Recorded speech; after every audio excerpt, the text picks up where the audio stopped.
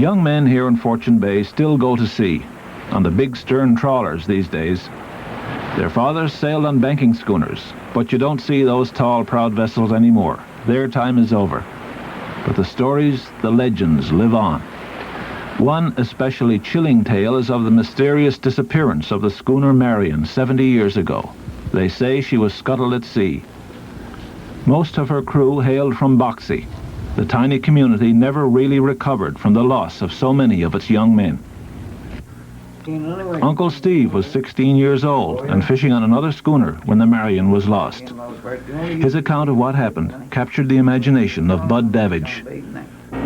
So she left here in early June, I suppose. That was Caitlin. I suppose around trip, was it? 15th of June, I suppose. Yeah. She leave there in Jackson. She come out to Nickel and dated. I see. And she dated up there what they call Spyglass, you know, it's up there around Nickel, so it's cross-link to reach on that side. So you guys were there in your schooner at the time when this fracas took place? Yes, we were on dock, so not alone, and he was on the other dock. Yeah. That was a regular sort of thing, wasn't it? Oh, same pier. Oh, you had to go to dock, you know. That's the only place you get on dock, isn't it? Because there's no slick mooring then.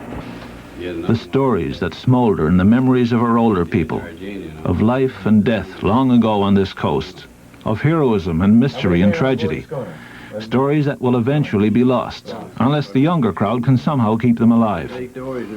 With the end of isolation and the advent of television, the old art of storytelling is dying. That's what they say, and perhaps it's true. But if the stories aren't passed on, how will the next generation know what life was like on the sailing vessels, and how our people lived on this coast in the olden days? Well, there's more than one way to spin a yarn, more than one way to make a legend live forever.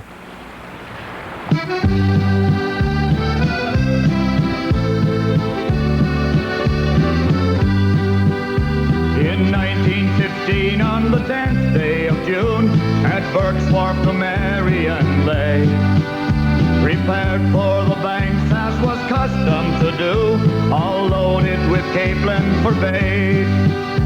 The wind from the northwest, a fine summer breeze, as Ike Jones from St. Jack's he steered. And the boys in the forecastle made plans for that night, when they'd all go ashore in St. Pierre. Some were uneasy, there'd be trouble, they said, 'cause Ike Jones was noted to fight. And at the Café de France on the last trip he made, a Frenchman had threatened his life.